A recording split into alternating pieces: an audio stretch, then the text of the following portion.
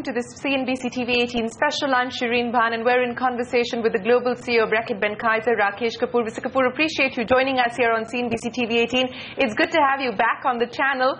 You know, the last conversation that you and I had was sometime in November. You were very confident about the India story. You were very confident about the signals coming in from the Modi government.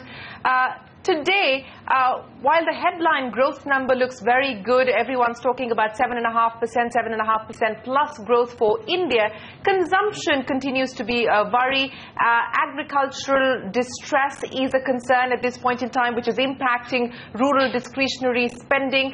What's your own sense about the Indian market and growth in India at this point in time? Well, first of all, I'd like to say that I remain very positive about the India story, because my own personal view is that India story is not about a quarter or even a year. It's a very, very long-term story. And companies that have a very long view on India will make the right choices and make India a very important part of their business, as indeed we want to make. The second thing I'd like to say about India, Shereen, nothing changes very quickly here. It's the biggest tanker that you can think of. And, you know, as long as the path is straight, we will get there. I don't think we need to get super excited about, about changes that take place, but also not underwhelmed when things don't move fast enough. This is India. As long as the direction of travel is good, and it seems to be a good one, I think we will be on the right track. The third important thing about India, which I see, particularly from my eyes sitting in London, is that, you know, just a few years ago, everyone was super excited about BRIC. Everyone thought BRIC was the answer to economic challenges in the West. But, you know, just a few years later, you know, Brazil is in a very tough place. Russia, for both, I would say, political reasons, but also economic reasons, is not the same high-profile economic growth that we've seen. So in that context, India becomes quite an island of growth for many companies. So I think India remains very, very important, not just for its own structural, demographic and economic reasons, but also in the context of global growth. You know, you're speaking about the challenges facing emerging markets at this point in time, and there continues to be concern on the deceleration as far as emerging markets are concerned. Even on your India growth figures, your sales rose by about 11% to 4,000 crore rupees in FY14. You were anticipating a growth rate of at least 20%, I'm given to understand. What is the kind of growth projection that you have now for India in FY15 and FY16? Listen, I don't set targets, certainly externally, by market. That would make me. But is a 20% is a 20% kind of growth rate unachievable at this point in time, given the state of affairs? I think, listen, this level of growth, the very high double-digit growth rates that we've seen and we've come to expect and come to aspire to for India, remains our aspiration. I don't think we are going to give up on that. Will I see that in the next quarter? Could I see that in the next year? Perhaps not. But I don't believe we should lower our bar. I don't believe we should lower the ambition.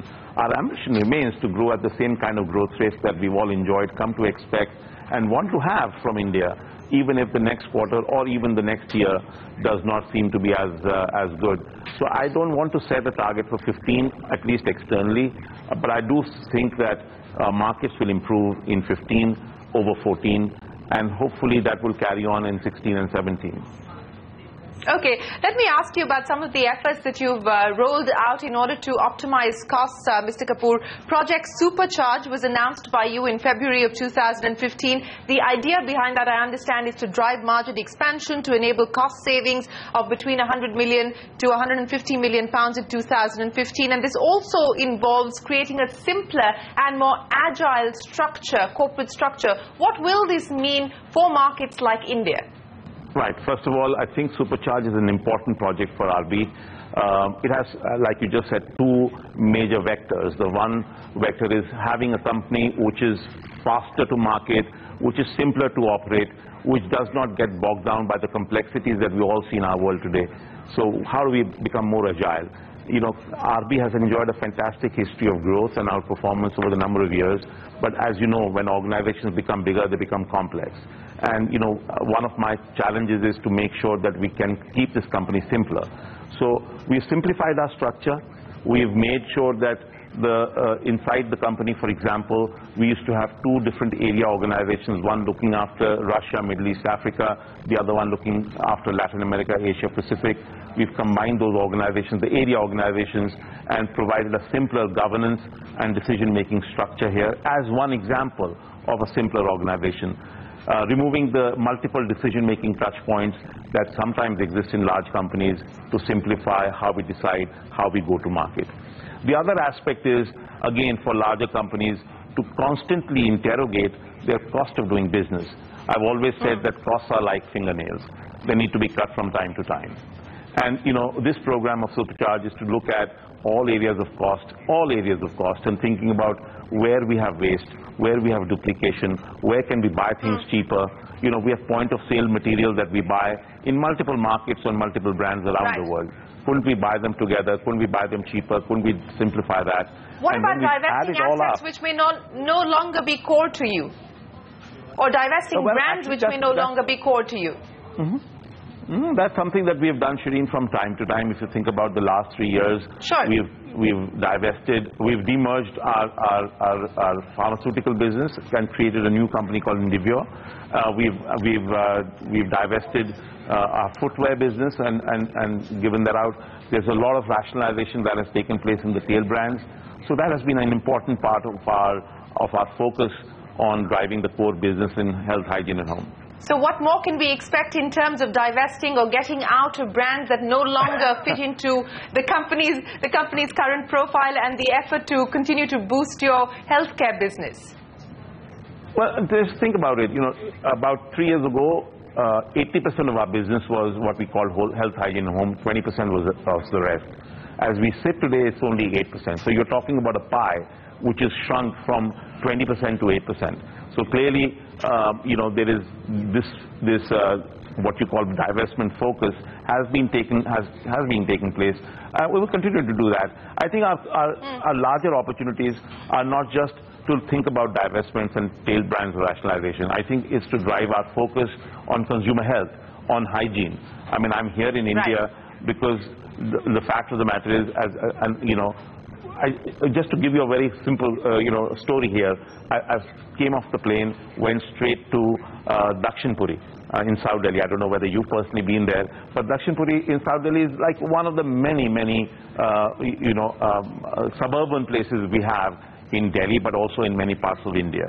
And when you think about so many, there were about 20,000 people who live in a very small place, 5 people in one small room of 10 feet by 10 feet, open drains, water conditions not very hygienic, toilets not very clean. And the fact of the matter is you've got hygiene issues there. With hygiene issues, you've got health issues. In this country, I'm very proud of many things about India, as an Indian, of course, you know, as somebody who's been born and brought up here and know everything to India. But the one thing I'm really not proud of is the fact that, you know, in this country, you have something like 120,000 deaths taking place from diarrhea alone. You know, when you add it all together, there is in the world we live in today, there is one child dying of diarrhea every minute. I mean, by the time you and I finish this conversation, 15 of these young children under the age of 5 would have died. You're right. Of diarrhea. You're absolutely right. You know, it's highly preventable. It's something we have to avoid. And RB today is very proud to announce a program of Stop Diarrhea. This is where we are investing over a number of years, over $30 million. We want to make sure that we not only invest this money, but we've actually committed R&D resources, our people, to actually bring change and actually to take care of diarrhea. So the larger opportunity, Shereen, in our company is not just to think about tail brands, divestments. It's about to really bring health, hygiene, and you know, in markets that we operate in, because that's good for people, that's good for society, that's good for the economy. You know, there's so much economic loss that takes place because of bad health, and that's good for my company. Yeah, absolutely. So $30 million towards Stop Diarrhea, and you'd already committed 100 crore rupees towards the Swachh Bharat campaign when you and I last spoke. But just to take that point as far as the restructuring forward, any change expected, from a corporate point of view? Because India so far has been the regional headquarters for Southeast Asia, covering about 12 nations, including Singapore, Thailand and Malaysia. Will that stay? Are there any changes expected on that front? Yeah, there will be. I think India will revert to its very important position as a regional hub for South Asia. But the ASEAN headquarters, which is markets like Singapore, Indonesia, etc., will revert to Singapore through the ASEAN regional headquarters. Any reason for why you're doing this at this point in time? Given the fact that you anticipate strong growth in India, and you anticipate India to be one of your key drivers, not just from a sales point of view, but also from an innovation point of view. Yeah, I think there's a very clear reason. We want to give India a very special place in our company's hierarchy, if you want to call it like that. In the past, India was reporting into ASEAN, which was reporting into our developing markets headquarters. But now we brought India straight line into reporting into developing markets headquarters. So India actually has gone up, not gone down in the hierarchy, if you want to measure it like that. But India, of course, has been and will be a very important force of growth for RB.